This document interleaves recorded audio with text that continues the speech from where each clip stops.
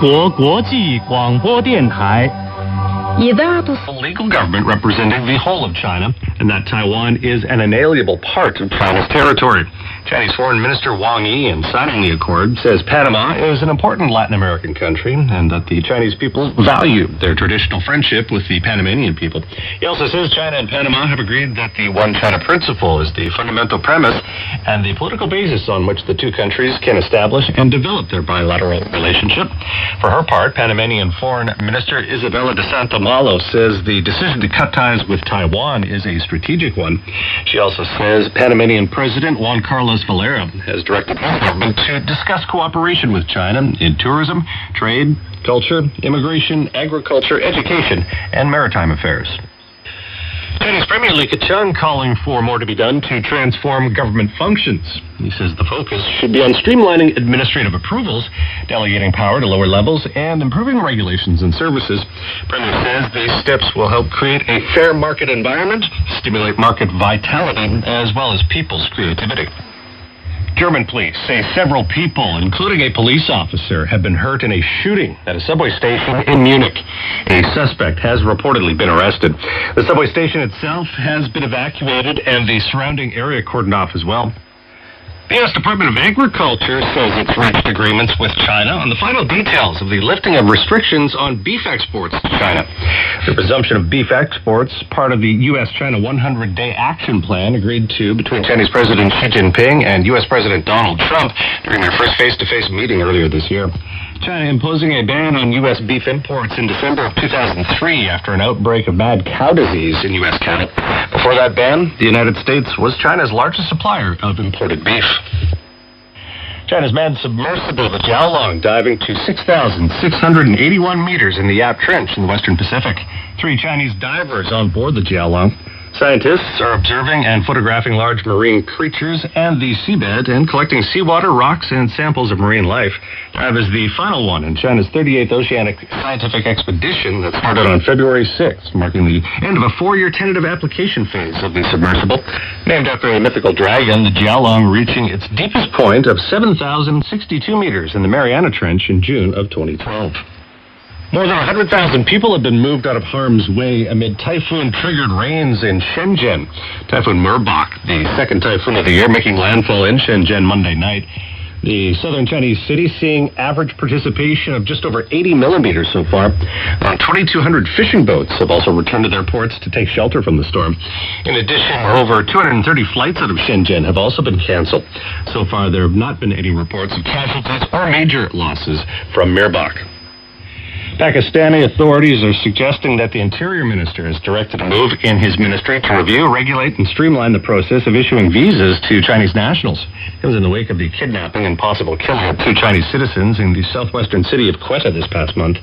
Statement from the ministry says there is a need to maintain a better bank of Chinese nationals staying in the country. Statement issued after a high-level meeting, which has also reviewed progress on the registration of international non-government organizations. It says the minister has also urged visiting Chinese nationals to abide by the terms and conditions of their visas and inform local authorities about their movements and activities. The leader of Northern Ireland's Democratic Unionist Party heading to London to discuss the possibility of working with the British Conservatives. Arlene Foster due to meet with British Prime Minister and Conservative leader Theresa May this Tuesday. The Tories trying to form a working majority in Parliament after losing seats in last week's election. Foster on record saying she will enter the talks in a positive fashion. The two sides looking to form a confidence and supply arrangement. This would see the DUP back the government on confidence motions and budget votes, but would not act within a coalition government. In sports, basketball, the Golden State Warriors defeating the Cleveland Cavaliers 129-120 this morning to win this year's NBA Finals. Game 5 victory enabling Golden State to win their second NBA title in 3 seasons. Kevin Durant from the Golden State Warriors named the NBA Finals MVP. And that's the latest from CRI News. I'm Paul James. Real life in China without making that trip to the fabulous Middle Kingdom? How do you get to meet people living in China without actually coming face to face with them? Welcome to Chinese Theatre, a program that seeks to immerse you deeply in the sights, sounds and tastes of China just as if you're touring the country in real life and getting involved in the daily lives of people living here.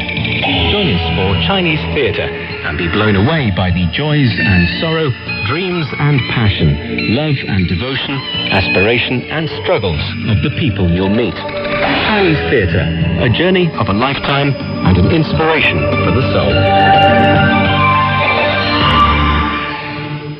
Hello and welcome to Chinese Theatre, a program that seeks to immerse you deeply in the sights, sounds and tastes of China, just as if you are touring the country in real life and getting involved in the daily lives of people living here.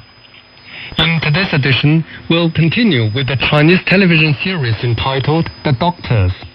The drama series tells the story of a group of doctors and how they struggle in the face of conflicting reality and finally renew their lofty beliefs in their hearts as doctors dedicated to the medical profession. Now stay tuned. You're still planning on sleeping in duty room? I know what's weighing on your mind. You think Ming Shan and I have got differences, and you're worried about me. So you want to give me some support like this. Am I right? Go on. I'm fine. Ming Shan is under more pressure than me. Besides, you need to be looked after. In fact, your status dictates us. We have a lot of things on our minds which we cannot talk about. But tonight, I wanna get it all out.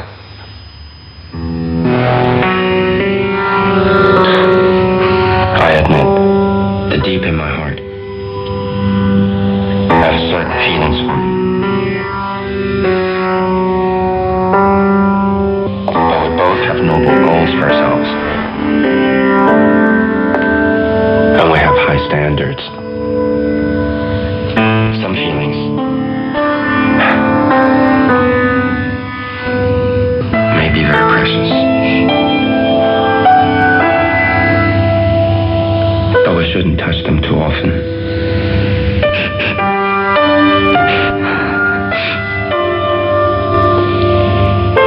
We can only feel them.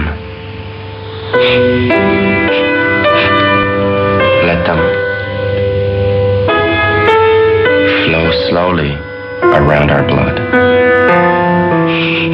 Every time our hearts feel pain, we shouldn't touch them. Go home. Misha needs you.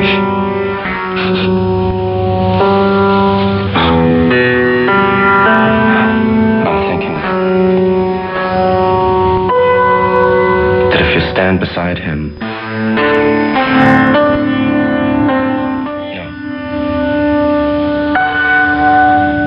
If we three were to stand together,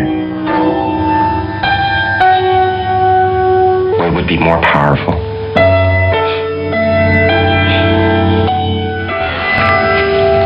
Ming Shan also had a word with me too.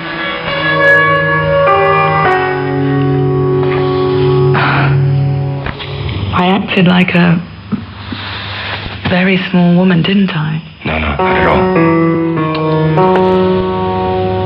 Don't say that. In fact, everything you did has been honest and above board. There is nothing dark or shady about it.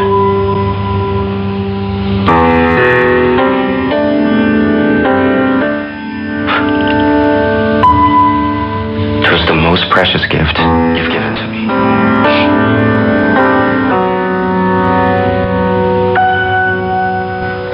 And I'll cherish it.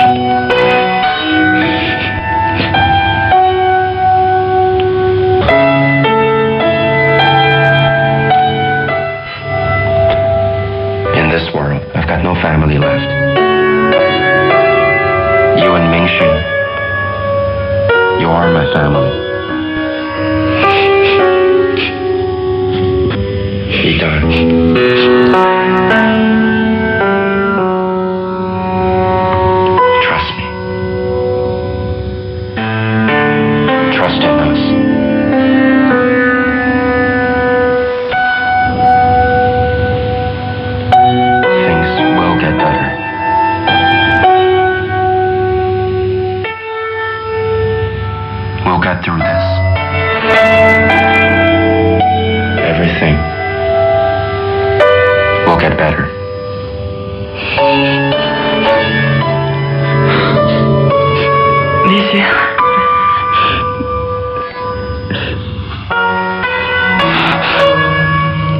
you for telling me all of this. Really, thank you. To tell the truth, in my heart I also have this feeling for you. In my heart, there will always be a place for you. But my feelings are not love. They are deep, deep concern. I walk the tightrope very, very carefully, not knowing when I will lose my balance. It's hard for me.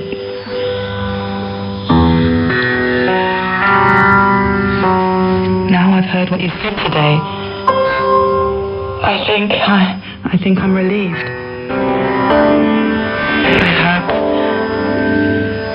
I don't think I betrayed you.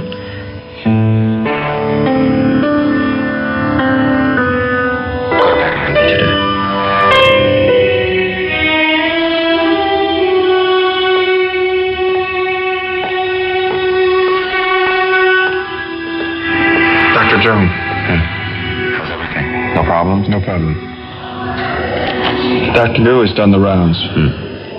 Oh, I almost forgot. A patient from the VIP room has asked for you. I told him you weren't in, and he hung up. I see. Dr. Zhong. How's he doing? Dr. Ding was in pain. I just gave him some morphine. I see. Thanks. Alicia, tell me the truth. How much time do I have? I know you won't even tell me. I won't make it through the month. If possible, can you stop treatment? I'm too tired. Do you really mean it? Give up on treatment? Now I know what the result will be. Why bother carrying on the treatment? Giving up is just another kind of treatment. Promise me one thing. If anything happens, don't intubate me. I want to keep my last pride and dignity. I promise you. I'll talk to Dr. Shannon and Shu.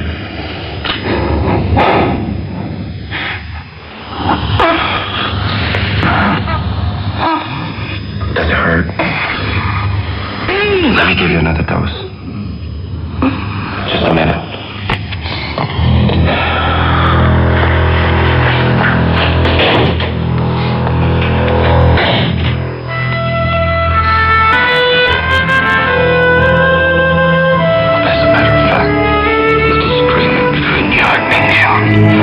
Can be resolved in this world. There are only two kinds of people. People with hearts and those without. People with hearts cherish each other, and people without hurt each other. This thing between you and Minjan is what I'm worried about.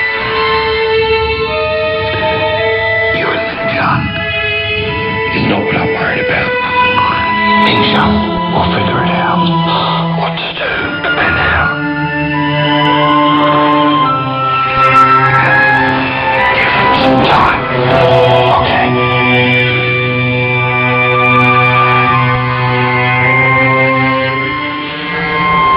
I have a question for you. When I die, will you miss me?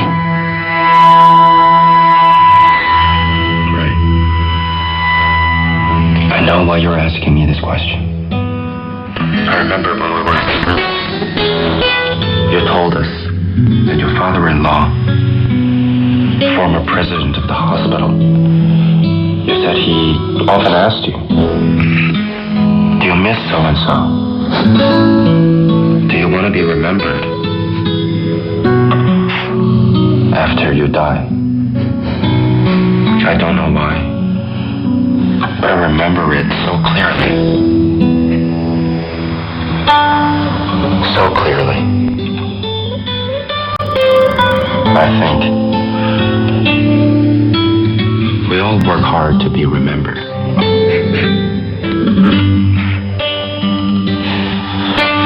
I'm no exception.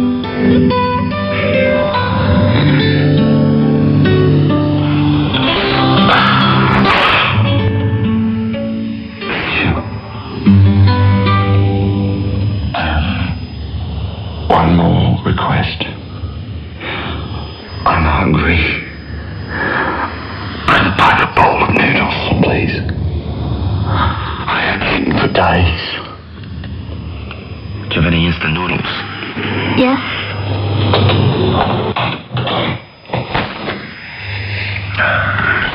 Mr. You're here.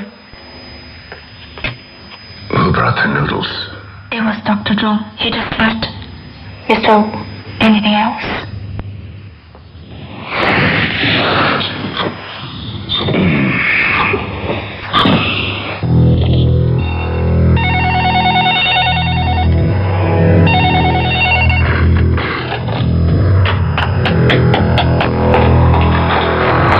Dr. Joel, hurry up. Mr. Dean's suffering from anesthesia. CPR. Adrenaline 2 ml. Injection. Quick. Defibrillation. Quick. The defibrillator, Doctor. 200 ml.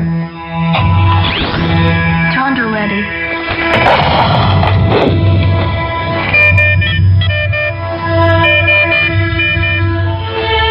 ml. 300 ready.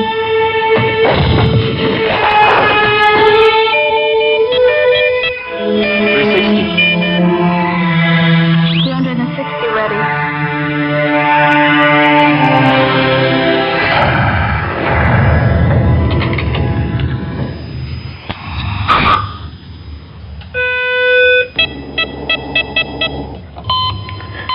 City. Watch him closely. Make sure he's attended around the clock. Call me if it's an emergency. Yes, I will.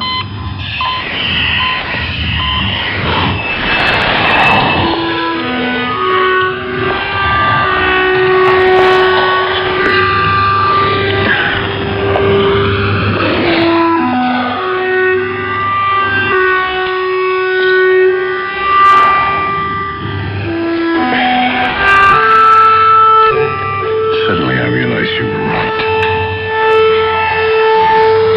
Including giving him the noodles.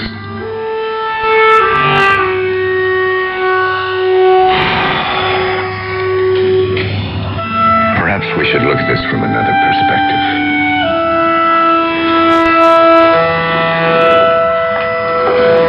Miss Yan, this is Jiang Dan. What's wrong? Mr. Ding isn't very well today. Will you come and have a look?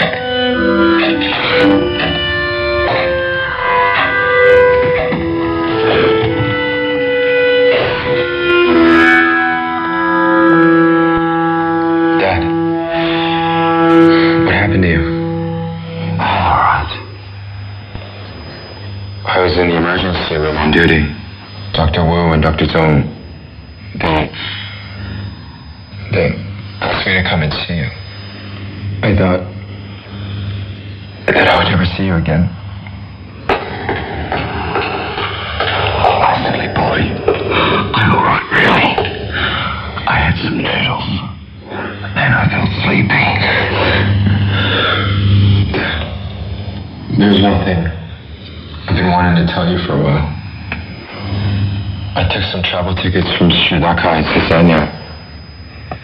But I had no idea what his purpose was.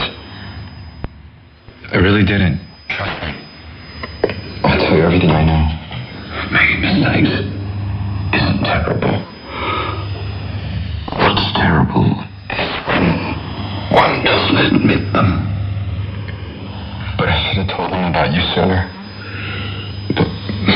didn't dare to. I was afraid that you would hate me.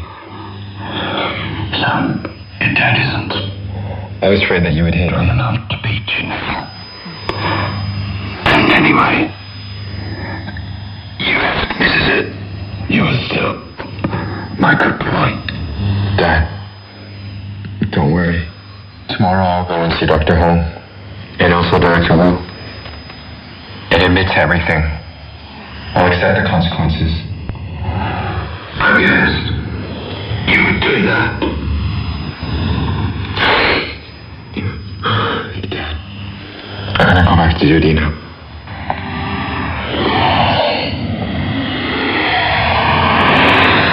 Mom. I'm not your mother. I don't have a son like you. You've disgraced the entire family. You haven't been a member of the Dean family for a while. I told you how many times, don't hit my face. I hit. Okay, hit it. Hit me. Listen to me. When will you grow up? Now you've got all this trouble. You're done for. You're done for.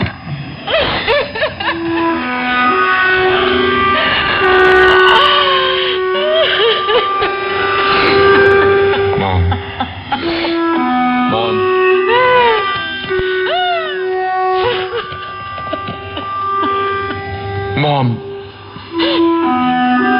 That's it. I've admitted it. I'm a good son. I admitted it. I'm a good son, Mom. Please don't be mad.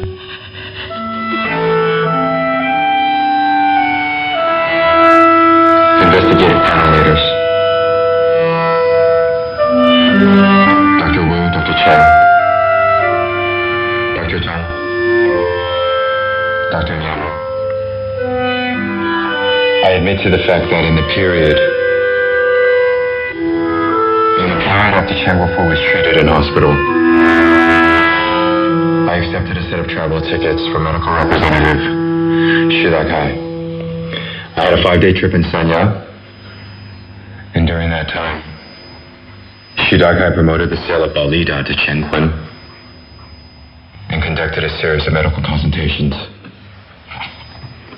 Here I've written down the facts.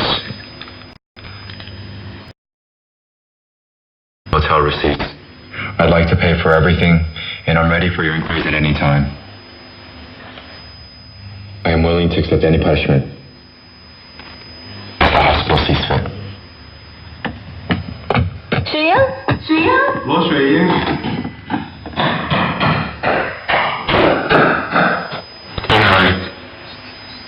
I know that your admission is from the heart, but there are a few details we need to verify. Okay? Don't burden yourself. As you said, let's start with Balida. Mr. Wu, Mr. Chen, any suggestions? No, I don't. What you wish for is the lid's off the kettle now. My instinct tells me this is not going to be simple. No matter what happens, I'll start focus. Be true to yourself.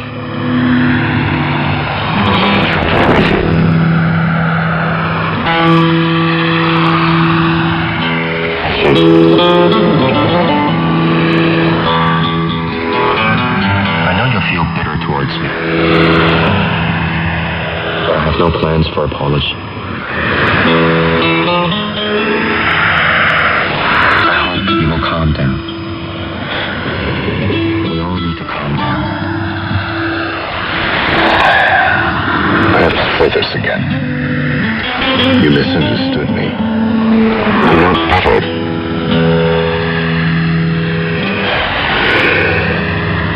Since the beginning of college, we've been good friends. In my heart, you're my brother.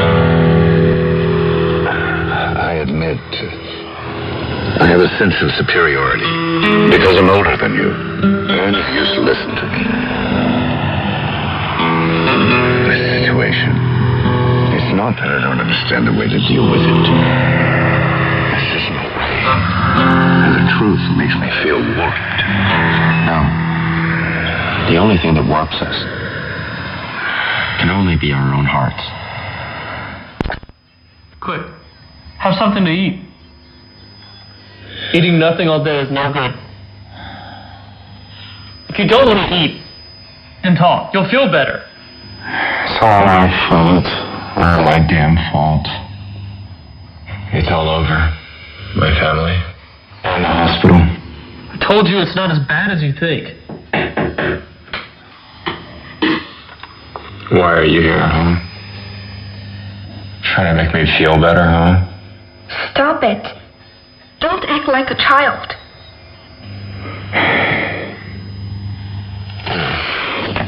Get up. Eat. If you don't, I'll dump this in your face. What are you doing? Stirring the whole hospital off into a tempest. Eat. And do what you have to do.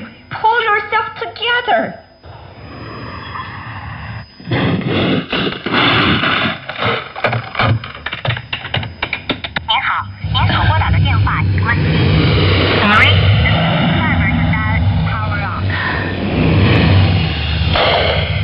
What? He isn't there? Okay, thanks. Oh, Liu Mei. I've been looking for you. Come in. There seem to be a lot of problems with Qian Kuang's case. Mr. Wu's ordered that all this year's accounts must be rechecked, one by one, account by account. Take a seat. Liu Mei, do me a favor. Please help me check the blood usage records. This is from the doctor. This is the outbound sheets. Let's see where the problem is. Have a seat. What's wrong? You don't look well. What's bothering you? Nothing. You worry too much. Care about everything. I heard you really like Professor Su. Is it because he passed away that you're so sad? Don't be silly. He's gone. Don't think too much. Dr. Yan, it's not like that. It's just that there has been something bothering me. Miss Yan, how long has it been since you were divorced? Me? 10 years. After that, why didn't you look for a husband? And how do I do that? I'm too old. It's you. Just don't want to remarry. I guess it's hard for you. You're still in love with Mr. Ding. With that, we end this edition of Chinese Theater. Thank you for tuning in and see you tomorrow.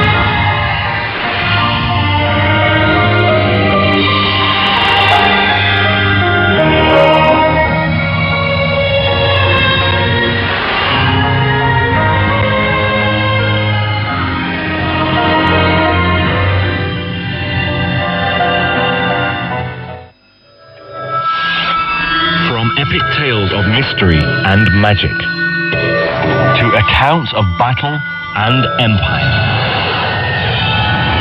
From the verses of the ancient poets to the masterpieces of our times. CRI brings to life China's literary heritage. Join us for A Light on Literature. Today, in A Light on Literature, CRI continues its presentation of Mao Zedong, Men, Not God, a biographical look at China's former Communist Party chairman.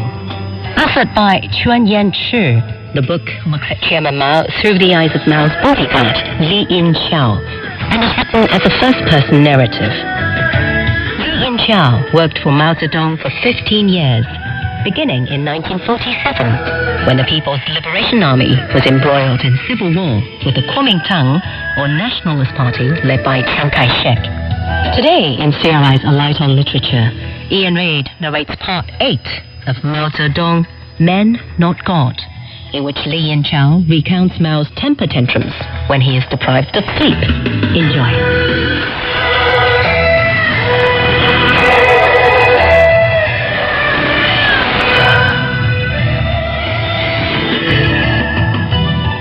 Let me return to that day when I said goodbye to Mao before leaving for Tianjin to begin my new job. Mao, as I have said, held me tightly in his arms. He cried loudly, patting me on the back, his tears merging with mine. Then I offered to massage his scalp for the last time. Mao's mind was often overtaxed. Massage, which caused the blood in his head to circulate better, would help reduce the strain and refresh him. I ran the comb carefully through his hair, from the front to the back of his head. As I did so, the tears in my eyes blurred my vision. Memories of events which had occurred when the 3 major military campaigns ended flooded my mind. One day, Mao, as much excited as he had been exhausted, leaned back in his chair and said to me in a much relieved tone, "Comb my hair nice and slow, Yanqiao. Time for a good rest." I was no less excited and happy than Mao. Picking up a comb, I said, "I'm going to do it really slowly this time, Comrade Chairman, so you can catch up on some sleep." Those were the days when Mao's hair was thick, strong, jet black and lustrous. As the comb moved across his scalp from the front to the back, his hair rose abundantly as it slid between its teeth. I was admiring the jet black hair as it rose and fell with the movement of the comb, when something gleaming attracted my attention. I bent over and once more ran the comb through the hair at the temple, examining it carefully, and then I let out a cry. "Hi-ya, Comrade Chairman, your hair's started greying." Mao, savouring the quiet of the moment with eyes closed, seemed to stir a bit when he heard me. Knitting his brows slowly, he let out a deep, "Eh?" "Shall I pull it out?" I asked. After a brief silence, he said, biting his lower lip, "Go ahead." Carefully, I picked out the grey hair, held it between my fingers and pulled it out. I examined it closely to make sure that I hadn't pulled out the wrong hair before showing it to Mao. Mao looked at it without blinking, his knitted brows relaxing slowly. Smiling, he murmured, "It's been worth it." Later, when my wife heard about it, she took me to task. "How dare you pull out a hair from the chairman's head?" My memory of that remained as fresh and vivid as if it had happened just the day before. It had taken only 3 years for that mop of black hair to disappear. What was coming through the comb now was limp, greying, thin hair. The growth at the temples was still thick, but almost half of it had turned grey. Mao had aged visibly during those 3 years of hardship. Now things had begun to take a turn for the better. But had all that suffering been worthwhile? "Take better care of your health after I leave you, Comrade Chairman," I said in tears. "Much of your hair's turned grey. You've been working too hard." After a long silence, Mao raised his eyelids, revealing red rims around his eyes. "I'm an old man now," he said. "After I die, I want you to visit my grave once a year." What could I say in reply? Of course I would. But how I longed to see him live a long, long life. "Could you write something for me, Comrade Chairman?" I said, changing the subject. "I haven't written any new poems, but here's an old one for you. Come here on Saturday and bring your family. Let's have some pictures taken together." The poem he copied for me, complete with his signature, was The Long March. It was written on a large folder. The empty spaces were later filled in with the writings and signatures of some of the leading comrades of the Central Committee. On the other side of the folder were drawings done by some of China's best artists at my request. After I arrived in Tianjin, the first secretary of the party committee of Hebei province took the folder from me, saying that he just wanted to look at it. I asked him about it sometime later. He said he had lost it. I never saw the folder again. You're listening to A Light on Literature, CRI's presentation of timeless works of Chinese literature. Today's narration by Ian Reid is taken from the biographical work Mao Zedong, Men, Not God.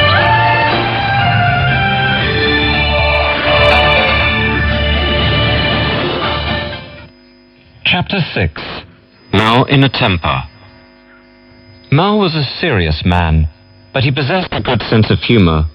He occasionally threw tantrums, but not often.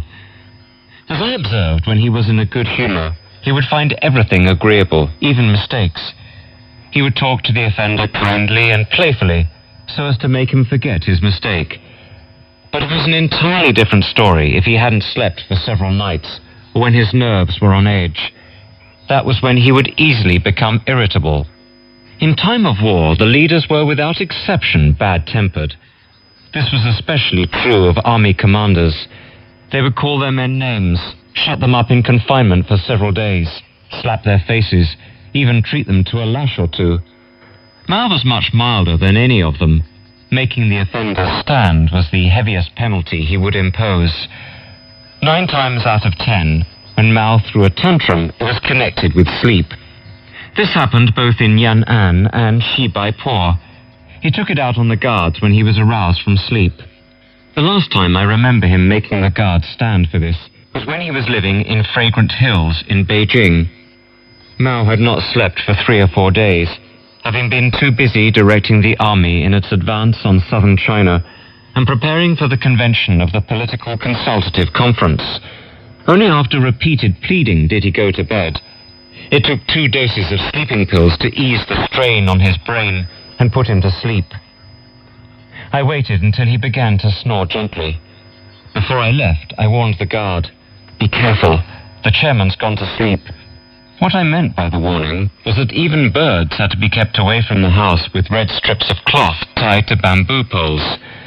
So the guard said to the workers who were installing a bathtub in a toilet room, quit it, the chairman's sleeping." The command would have been enough to stop an obedient peasant, even if the work he was doing could not wait. But it was a different story with workers in the cities. They worked when their stomachs were full and slept when they were tired. Insomnia was unknown to them, so they said, "A few moments and we'll be finished," and worked on even harder. The guard did not know what to do. He could be huffy with peasants, but how could he treat workers, who were, after all, members of China's leading class, in the same way? Conscious of his own peasant origin, the guard had to think twice before getting tough with them. His hesitation landed him in serious trouble. A loud clang rang out in the courtyard as a lead pipe struck against the tub. The guard was horrified, and the bodyguards frightened. Holding their breath, they waited for Mao's reaction, whilst the workers remained blissfully ignorant of what lay in store. Suddenly, the door was thrown open, and out strode Mao without any outer garments, heading for the courtyard. He looked worn out and irritated, rage clearly welling up within him, a sight both terrifying and agonizing. Knitting his brows, he stared glumly at the guard. Then, pointing accusingly at him, he burst out in a roar, "You deserve a beating!"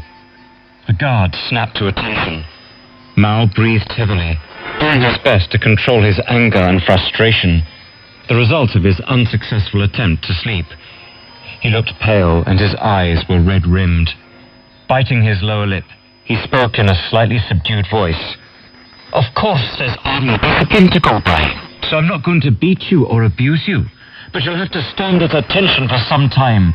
The sun will do you good." Without protest, the guard remained standing at attention in the sun. "Stand there until I get up," Mao said, as he walked back to his room, still angry. Afraid that the guard might not be able to endure the punishment, I went to Jiang Kun, Mao's wife, for help. Jiang told the guard to leave, but he refused. Finding Mao unable to go back to sleep, she entered his room and asked him to let the guard go. Mao looked out of the door and said to the soldier in a loud voice, "You may go now, but you're going to write a self-criticism and explain why you made such a noise when you knew I was sleeping." Later, Mao regretted the episode. He criticized himself in front of us. "There have been times when you were to blame and times when I was to blame. The guard had to make a self-criticism, and so must I. All I want is a good sleep. I shouldn't have flown into a temper like that, but I need sleep as much as you do. If you had sat up 4 nights in a row working, and then had to get up again before you had hardly slept a wink, Wouldn't you have been annoyed? Explain that to the men and tell them not to hold it against me, so it won't interfere with their work. A man who never loses his temper is not worthy of others' adoration. This is what I have learned from life.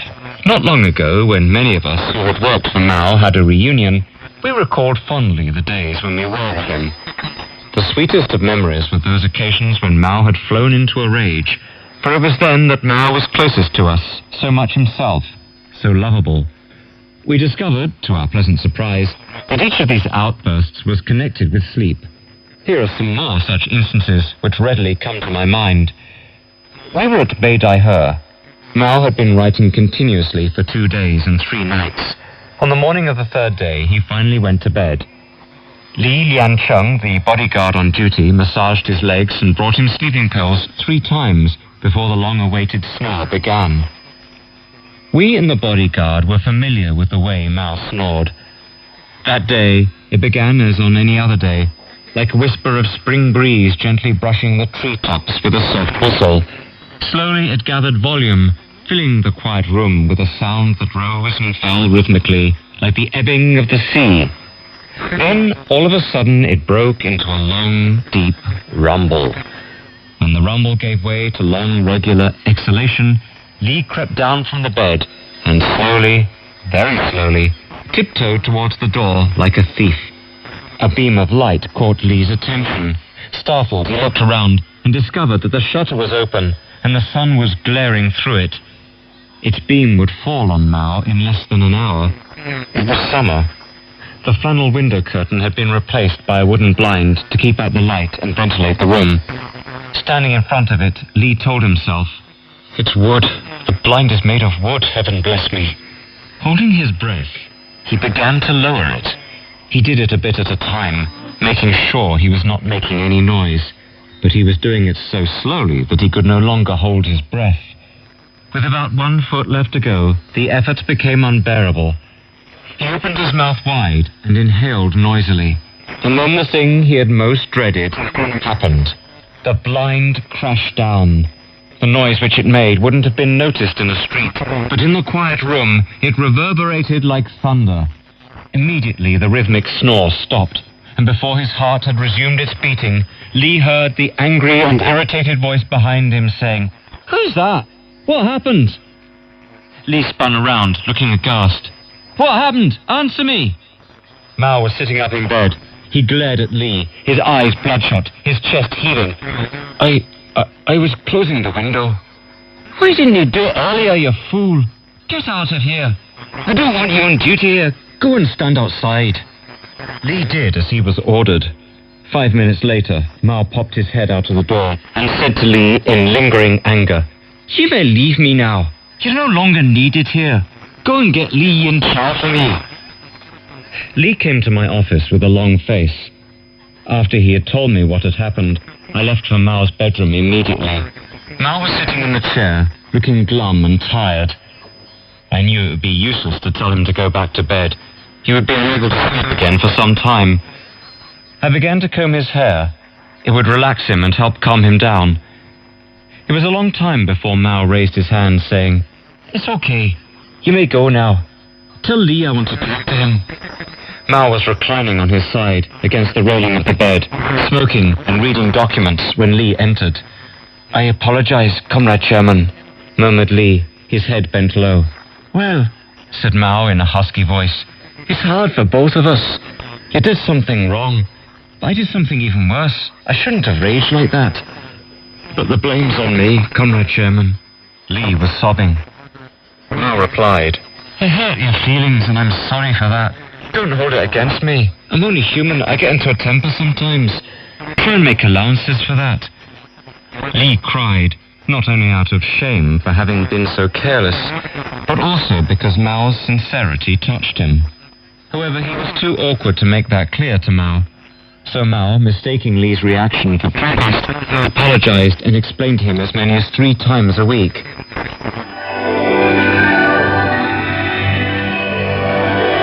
To A Life and Literature, a journey through China's great literary works, only on China Radio International. Sometimes it could be entertaining to see Mao throw a tantrum, for at such times he would behave just like a child in a fit of pique. In the 15 years I was with him, he only lost his temper with me once, and on that occasion he acted in just this way. In 1958, I was with him in Shanghai. We were staying on his special train.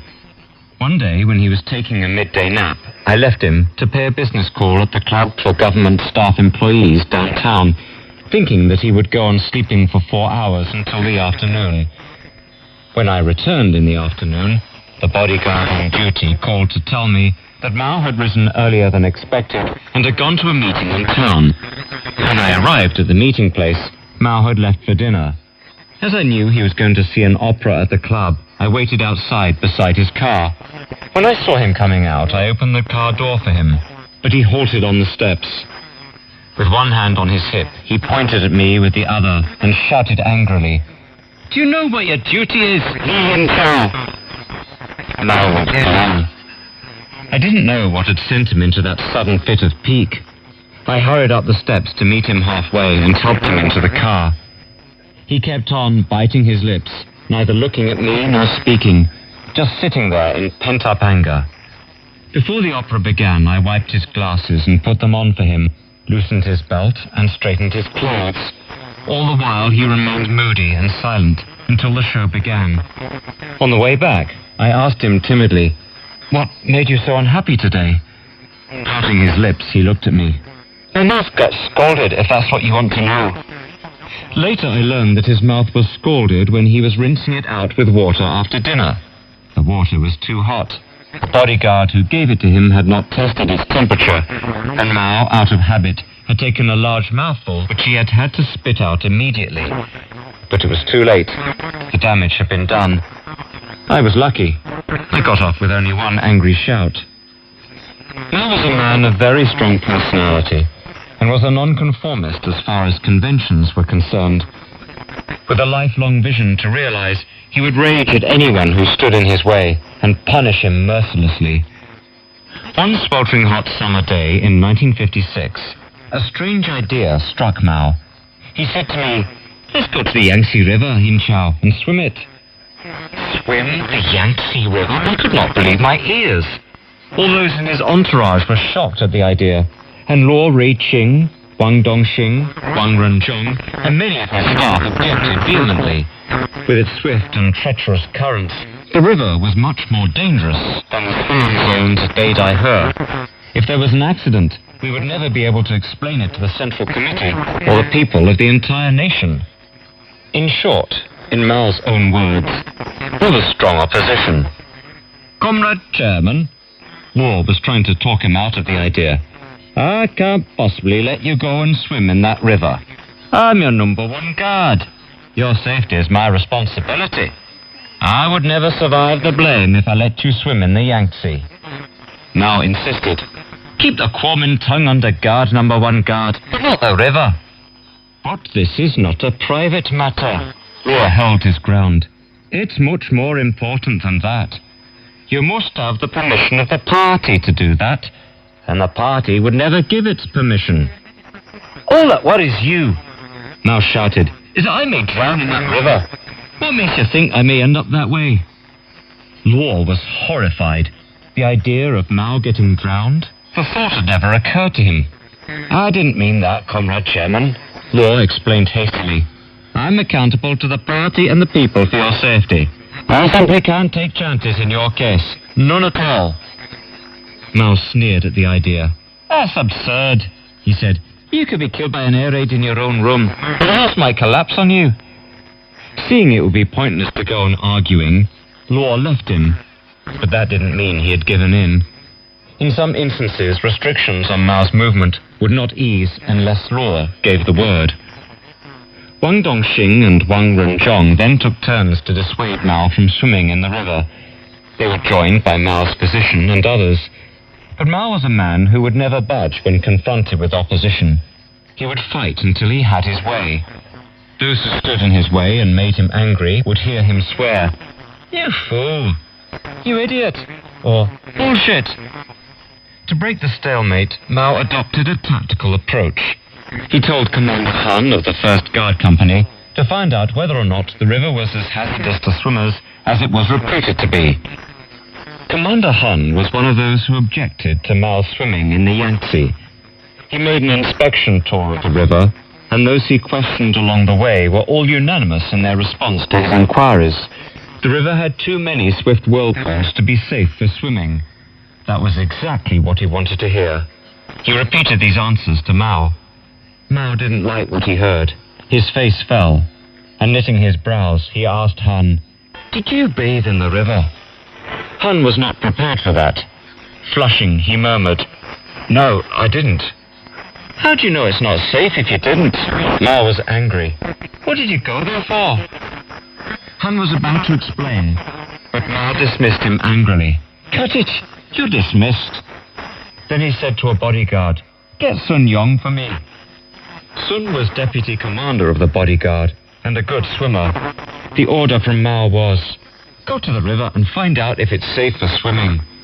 Sun understood what was expected of him. The first thing he did when he reached the river was to swim in it. When he returned, he reported, "No problem, it's perfectly safe." "Just as I expected," said Mao. "The proof of the pudding is in the eating." You might have been talking to the opposition, saying, "Who says the Yangtze is no place for swimming? Didn't Sun swim in it?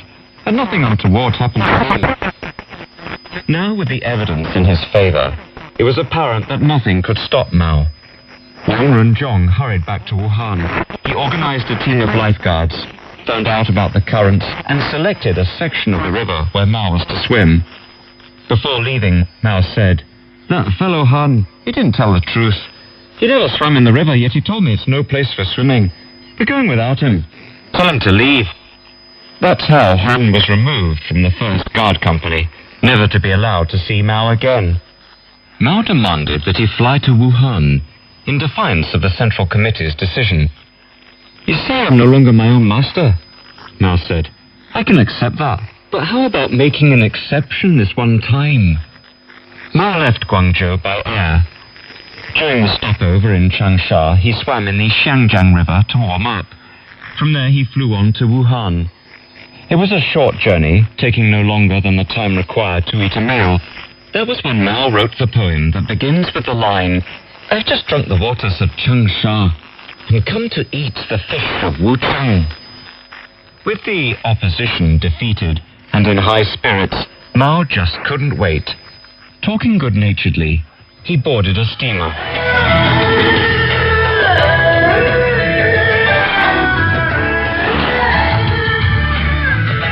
And that was part 8 of Mao Zedong, Men, Not God. Written by Quan Yanchi, narrated by Ian Reid, and brought to you on China Radio International. Join us next time in A Light on Literature, when Mao asks his bodyguard Li Yinchao if he has pocketed government money. If you missed anything, be sure to check out our website at www.crienglish.com and click on the link for A Light on Literature.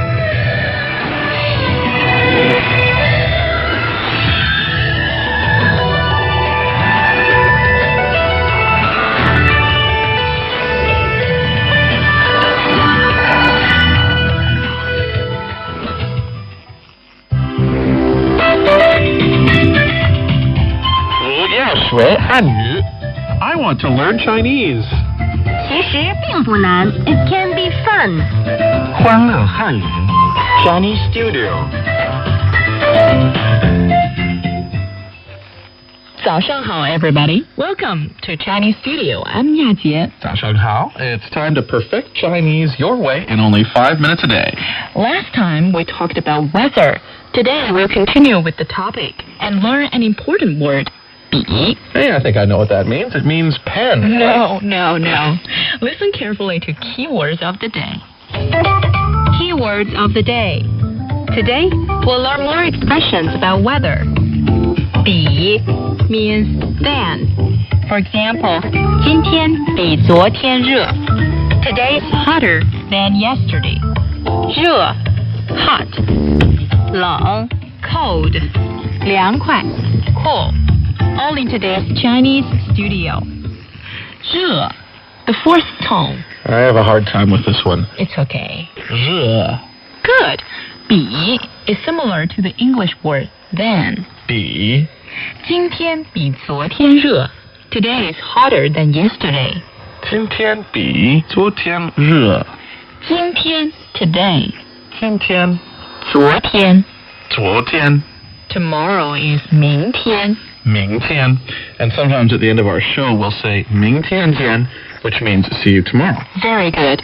So together, yesterday, today, and tomorrow is 昨天今天明天昨天今天明天今天比昨天热。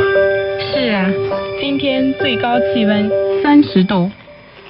Cam, last time we learned how to say today's high is 30 degrees in Chinese. How about that? I think I remember how to say that. Let me give it a try here. Okay. It's 今天最高气温30度。 Right. And if it was 28 degrees yesterday, which was a little bit lower than today, then you can use 比 to make a sentence.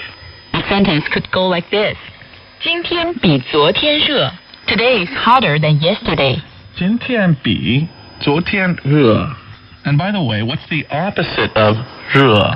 It's 冷, cold. 冷 冷, third tone. 冷 There's a phrase, 越来越, which means becoming more and more. For example, 天儿越来越冷了, which means the weather is becoming colder and colder. Okay. 天儿越来越冷了。 And in winter, the weather in the northern part of China is colder than that of the south. 这里的冬天真冷。是的，有时候最低气温零下15度。 So how do you say it's cooler than yesterday? Good question. Cool in Chinese is 凉快。凉快 Mm-hmm. 凉快 is normally used to describe the weather in autumn, right? Right. You could say 这儿的秋天真凉快. It's cool here in autumn. 这儿的秋天真凉快。这儿的秋天真凉快。是啊，我喜欢这儿的秋天。Keywords reminder. Today we've learned more expressions about weather. 今天比昨天热，天儿越来越冷了。这儿的秋天真凉快。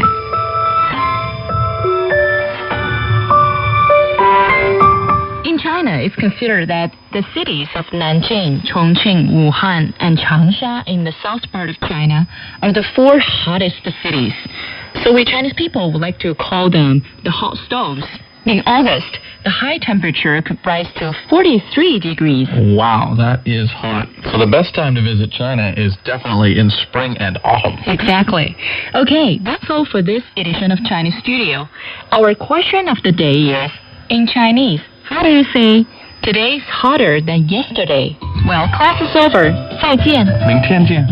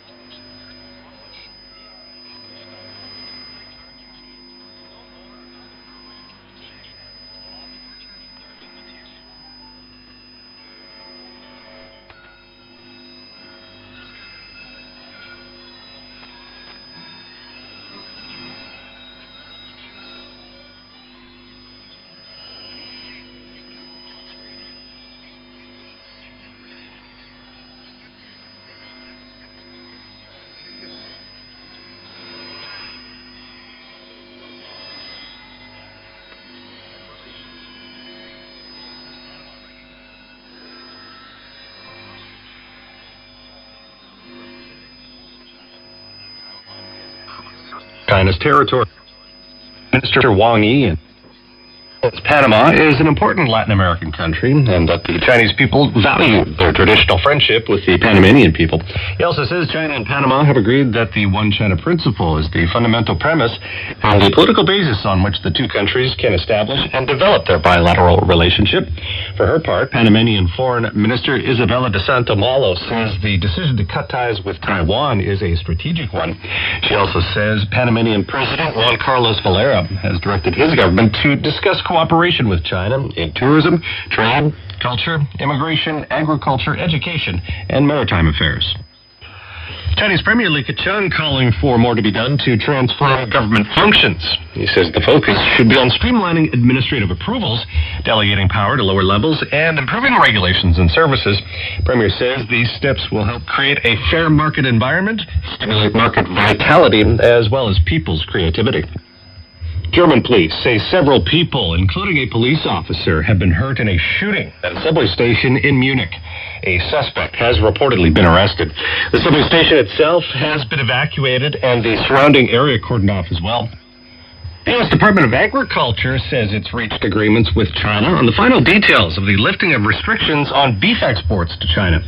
The resumption of beef exports, part of the U.S.-China 100-day action plan agreed to between Chinese President Xi Jinping and U.S. President Donald Trump during their first face-to-face meeting earlier this year. China imposing a ban on U.S. beef imports in December of 2003 after an outbreak of mad cow disease in U.S. cattle. Before that ban, the United States was China's largest supplier of imported beef. China's manned submersible, the Jiaolong, diving to 6,681 meters in the Yap Trench in the Western Pacific. 3 Chinese divers on board the Jiaolong. Scientists are observing and photographing large marine creatures and the seabed and collecting seawater, rocks, and samples of marine life. Dive is the final one in China's 38th Oceanic Scientific Expedition that started on February 6th, marking the end of a 4-year tentative application phase of the submersible. Named after a mythical dragon, the Jiaolong reaching its deepest point of 7,062 meters in the Mariana Trench in June of 2012. More than 100,000 people have been moved out of harm's way amid typhoon-triggered rains in Shenzhen. Typhoon Merbok, the second typhoon of the year, making landfall in Shenzhen Monday night. The southern Chinese city seeing average participation of just over 80 millimeters so far. Around 2,200 fishing boats have also returned to their ports to take shelter from the storm. In addition, over 230 flights out of Shenzhen have also been canceled. So far, there have not been any reports of casualties or major losses from Merbok. Pakistani authorities are suggesting that the Interior Minister has directed a move in his ministry to review, regulate, and streamline the process of issuing visas to Chinese nationals. It was in the wake of the kidnapping and possible killing of 2 Chinese citizens in the southwestern city of Quetta this past month. Statement from the ministry says there is a need to maintain a data bank of Chinese nationals staying in the country. Statement issued after a high-level meeting, which has also reviewed progress on the registration of international non-government organizations. Says the minister has also urged visiting Chinese nationals to abide by the terms and conditions of their visas and inform local authorities about their movements and activities. The leader of Northern Ireland's Democratic Unionist Party heading to London to discuss the possibility of working with the British Conservatives. Arlene Foster due to meet with British Prime Minister and Conservative leader Theresa May this Tuesday. The Tories trying to form a working majority in Parliament after losing seats in last week's election. Foster on record saying she will enter the talks in a positive fashion. The two sides looking to form a confidence and supply arrangement. This would see the DUP back the government on confidence motions and budget votes, but would not act within a coalition government. In sports and basketball, the Golden State Warriors defeating the Cleveland Cavaliers 129-120 this morning to win this year's NBA Finals. Game 5 victory enabling Golden State to win their second NBA title in 3 seasons. Kevin Durant from the Golden State Warriors named the NBA Finals MVP. And that's the latest from CRI News. I'm Paul James.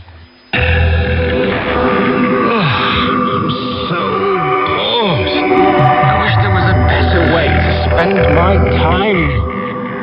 I know. It's just I can't find any enriching entertainment these days. What's the deal?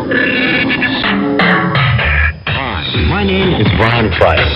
And I'm Freya. Today we're here to talk to you about Roundtable. If you're suffering from a lack of enriching entertainment, Roundtable is for you. Here at RT, we bring you top-notch research concerning hot topics here in China, and to do it in a fair and respectful way. Curious? What are you waiting for? Tune in now using Apple Podcasts or Easy FM. Insightful analysis, bold comments, friendly debates. Find all that on Roundtable, an in-depth discussion on hot topics in China, only on Easy FM.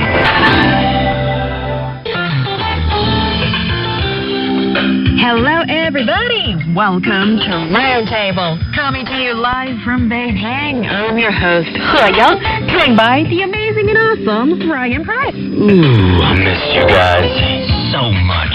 Welcome back. Yeah, that's real sweet of you. Well, I'm a nice guy, and you know what? Our listeners deserve it, Jan. So I'm showing you guys love on this special day where you get to listen to Roundtable. Hopefully you're listening live, because that's what we like. Yeah, very sweet from you. And also, we've got a good friend of the show, Huang Shan, on the show with us. Nice to meet you guys. Ooh, also welcome back. Yeah, I'm so glad to be here in such a rainy and cold day. Yeah, this is... You're bringing sunlight and sunshine to the studio. You're so sweet. Yeah. That's what I usually say about Ryan. So today, I guess there's the double sunshine we're I'm giving it back. Yes, very much appreciated. Yes.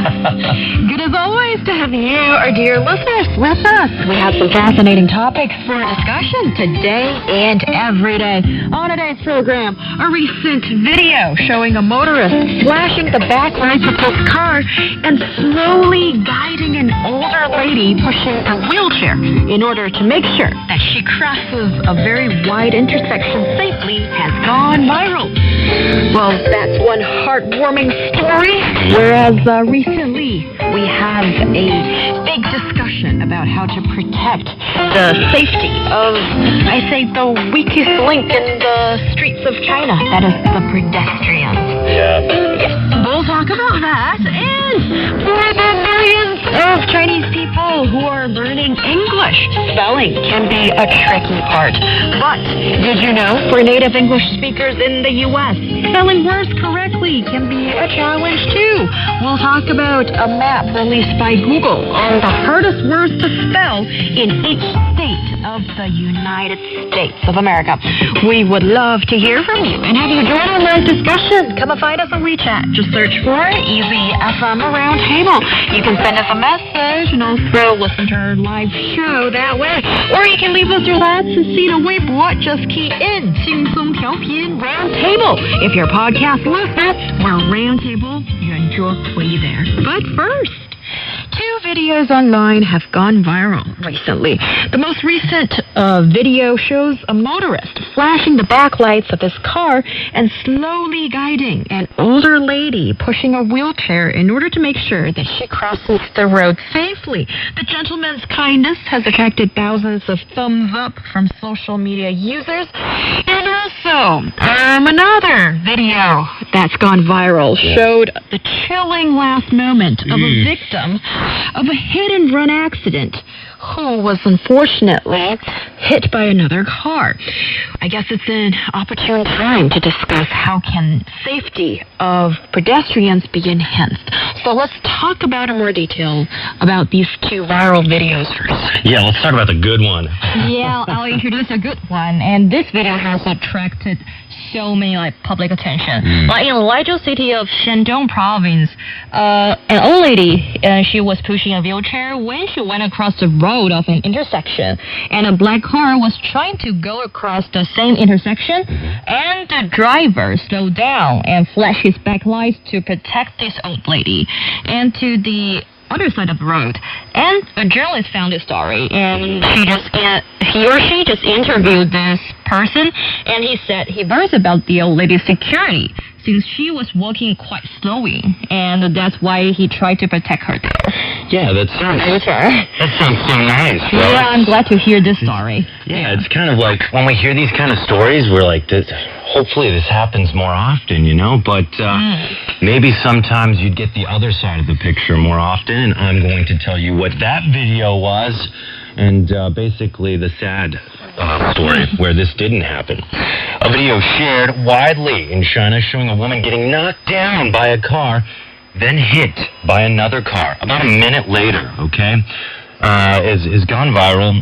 Some netizens point out that this is a tragedy pure and simple, and they're very upset that people, I guess, passerbys did nothing to stop this. They didn't help, or at least they didn't get this impression when they were watching the video. Surveillance footage, basically, of the tragic incident in Jumadian in central China's Henan province on April 21st, 2017, was posted on social media. The footage shows the woman, surnamed Ma, crossing a road when she was hit by a taxi. She fell to the ground, and she tried to sit up, but failed. Ma lay there, motionless, for more than a minute as passerbys, motorcyclists, and drivers went past. Some slowed down to take a closer look, but no one approached her to help. Keep in mind, though, before you judge what I'm saying here, it was a minute, okay? Something happens. Maybe it takes time to recognize that. Maybe there's also this shock going through your head, like, did that lady just get hit? Am I really saying this? Okay, more than a minute later, a little more than a minute later, right, is when the second car, an SUV, came and ran her over a second time. Eventually, I guess, police came to the scene, but the lady died from her injuries. A sad story, but basically, she got hit. She couldn't get up. She was there, motionless. And what people were really upset about, I guess, is that the taxi driver didn't stop to see if this lady was okay. He just kept going. And from what people saw in the video, we'll find out this wasn't the case, but from what people saw in this video, nobody did anything. Yeah, I think you do paint quite the picture for us very accurately according to what we see in the video. And these days, there's this saying, when there is the picture, then truth is being presented. And when you get a video, then how can you not get the full picture of the truth? But when actually what you see in the video seems to be still, to some extent, in conflict to what witnesses of this case have been saying. That is, the camera only points to that one direction. You cannot see what happens outside of the camera. Right. When people were calling the police, when people were getting help, and that's according to eyewitnesses in a report that's carried by Xiakedao, the WeChat public account affiliated to People's Daily.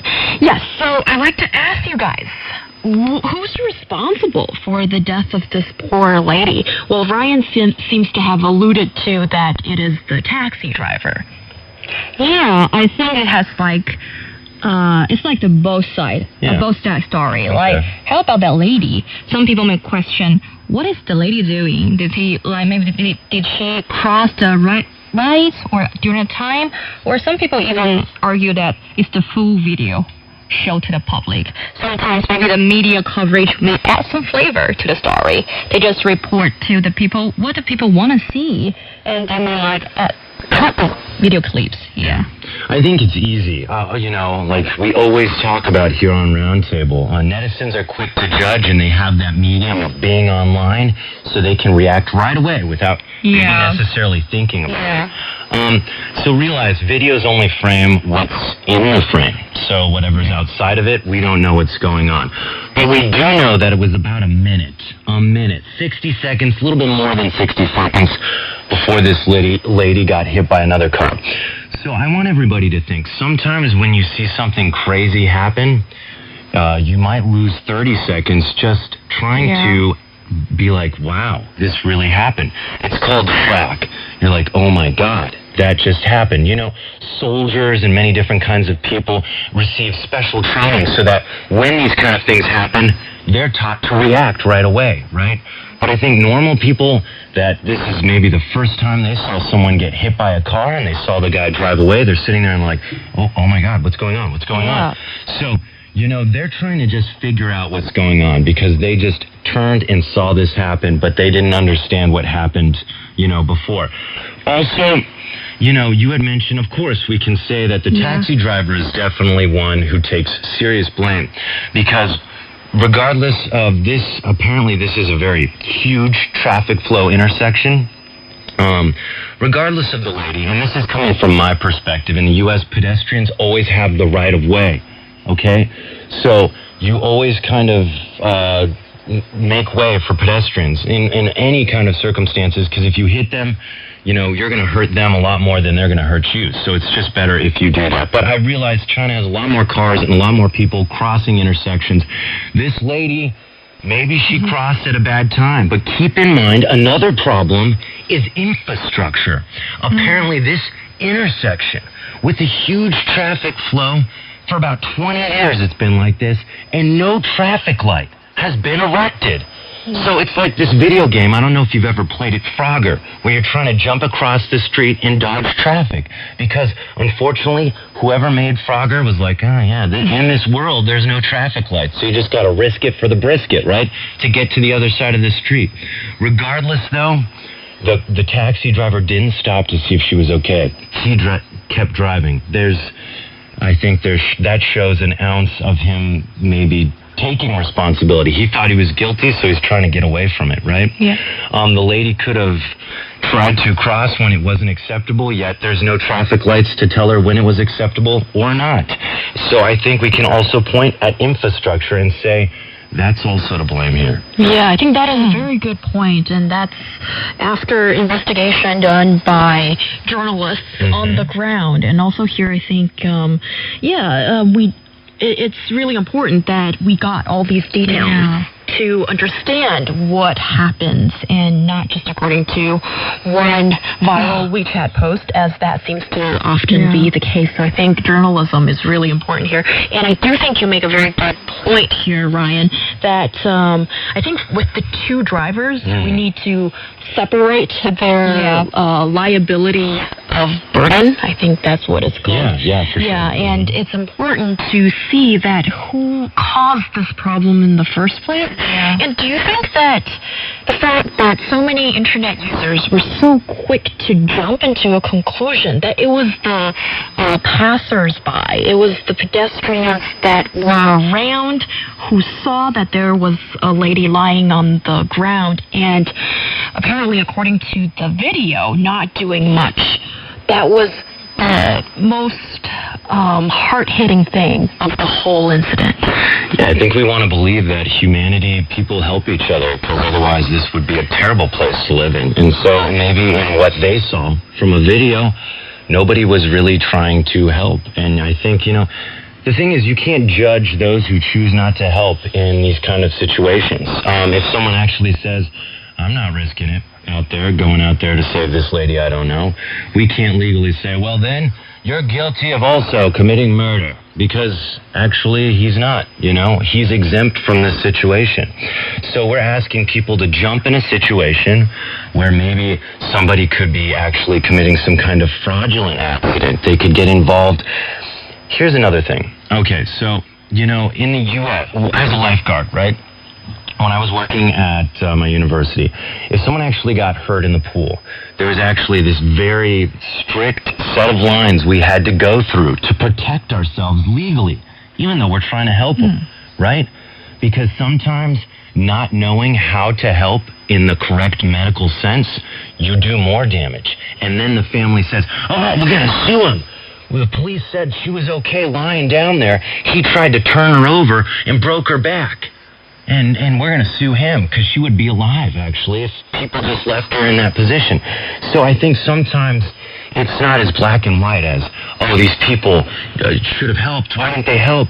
Maybe they felt they didn't know how to help. Maybe at the same time, this was a very short period of time to realize what to do. Yeah, I think that's a very good point. When you're driving, especially from the motorist's way, if I can present that here too, is when you're driving, it all happens so fast. Yeah. Sometimes, after you drive past, there's no turning back.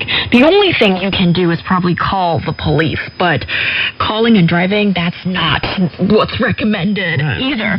But also here, I think, Ryan, you bring up a very good point of what should you do in this kind of situation? Yeah. So what is the recommended measure for people who witnessed something like this, a person lying on the ground of a busy street, and what do you do about it? Yeah, actually, I think that's also part of the problem. Because I know, like, the neighbors like to complain about people are colder and more indifferent, but actually, for those passengers, maybe they don't know how to deal with the patients, the people who, like, lie on the street, and maybe their wrongdoing can cause more trouble to the victim on the street.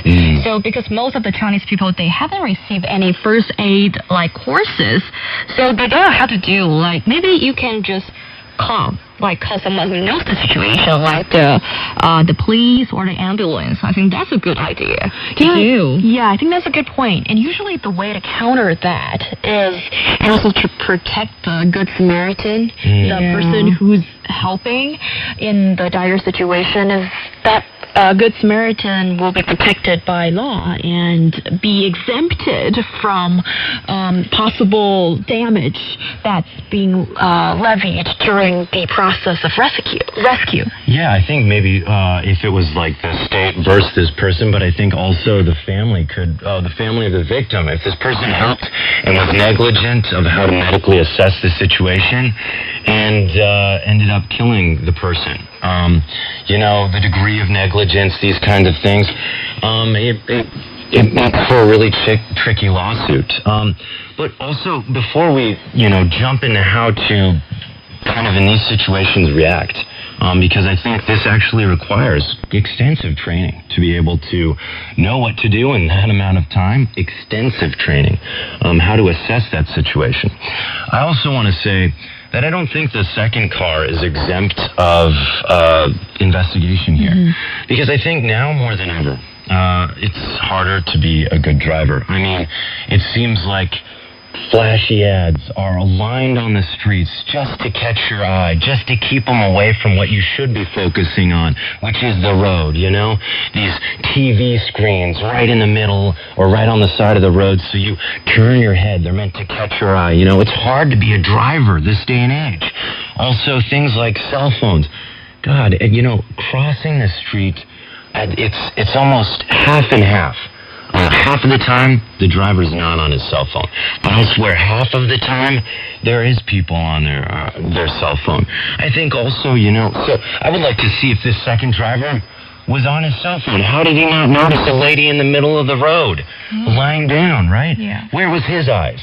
That's what I want to know, because actually, if he was using his cell phone, he doesn't deserve to be on the road, because necessarily he could be responsible for this, This lady didn't have to get hit twice if he wasn't checking his WeChat. And why is he checking his WeChat when you're on the road? In the U.S., in California, I believe, if you are caught on your cell phone while driving by a police officer, you get a ticket.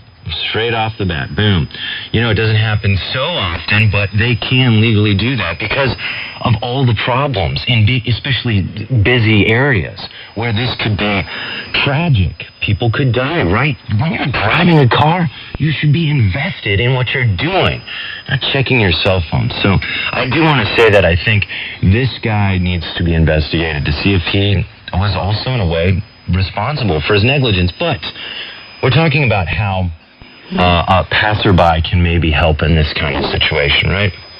First and foremost, I want to say to these guys, they're probably beating themselves up. Everybody has those times in their life where they're saying, I wish I did something, even if it's not life or death, but because that moment where you could have done something was so quick and it didn't last long, you just couldn't react in time. So I don't want to hold it against them. That's a very short amount of time to react. But let's say if there was more time to react.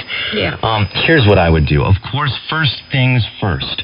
I would not just wait to call the police. I would go try to make an obstruction in the road, something very obvious.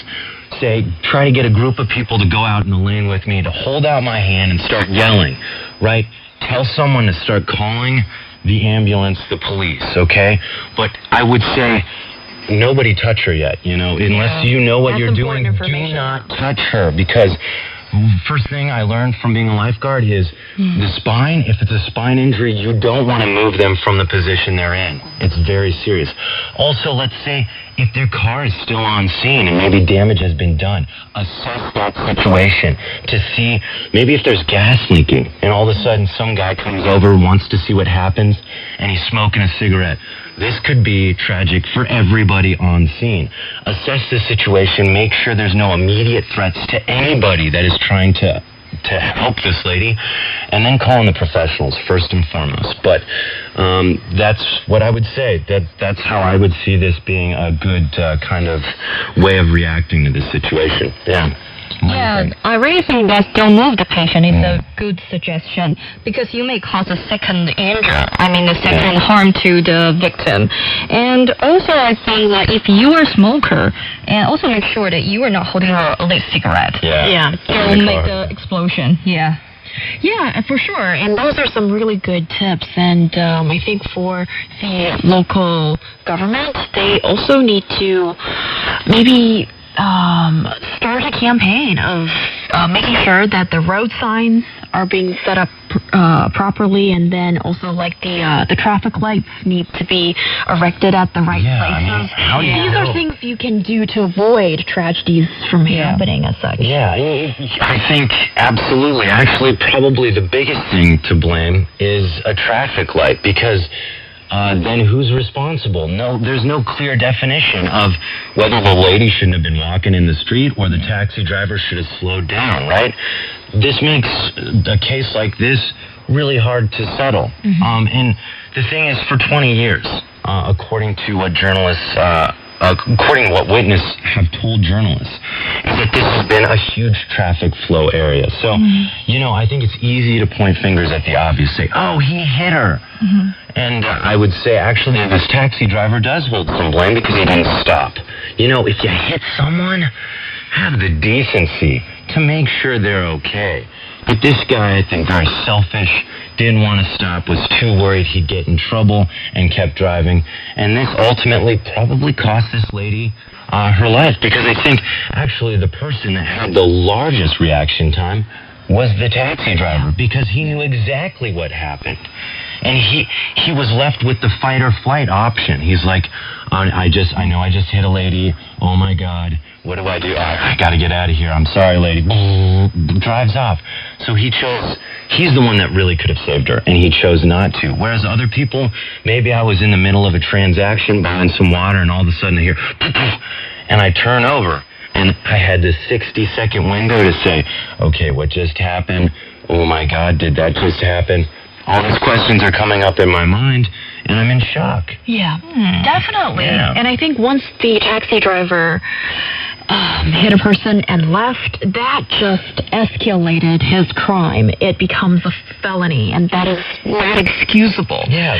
And also the part that really got me thinking was after reading all the reaction from internet users. It's almost like people want to believe in something that is a bit worse than what it is. It's almost like people want to believe that society is so cold, that people would be the bystander and not want to help. When you look at the full picture, there were people calling the police, people wanting to help, but just not shown in the video.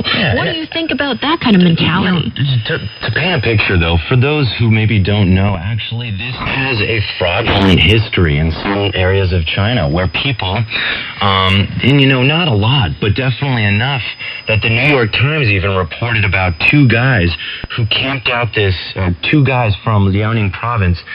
They confessed to obtaining $1,500 US dollars in, compensation. And what they were trying to do is, for a 10-day period, they targeted small trucks on the road and would try to jump in front of them or get injured by them in some way that the driver felt responsible and would pay them. And so I think, these kind of scammers, let's say, this isn't the only scenario that we've seen scammers trying to jump in front of a car to claim compensation. Though I don't think it's incredibly common, I do think that this has created a mentality of distrust. So in the 60-second period, maybe these people are also asking themselves, is that real? Is this real? And that's also sad that there's people that have kind of created this distrust, where people are asking themselves how they want to help. They just don't know this situation. Also, the biggest thing here is, if you're angry at these people, keep in mind we've all had those situations. The period of time we could have done something was short. We were in shock, and I think this is no different for what these people had happen to them. Yes, that's well said. And also, I think creating the road obstacles that can offer some sort of shelter for the person that's injured, that's definitely one good thing to do with this story. You're listening to Roundtable. After this short break, we'll be back with more interesting discussion. Years ago, three individuals banded together under one symbol, a round table. Wielding the mighty power of the radio, the three sought to promote peace and understanding in the land of China. Monday through Friday, from 1 to 2 p.m., these mighty heroes would tackle any current event plaguing the land. What are you doing? Hey, I'm just telling people how epic Roundtable is. Dude, they already know. This is Roundtable. Informed opinion and heated debate. Yeah, what's got China talking on our Roundtable discussion? Oh, on Easy FM.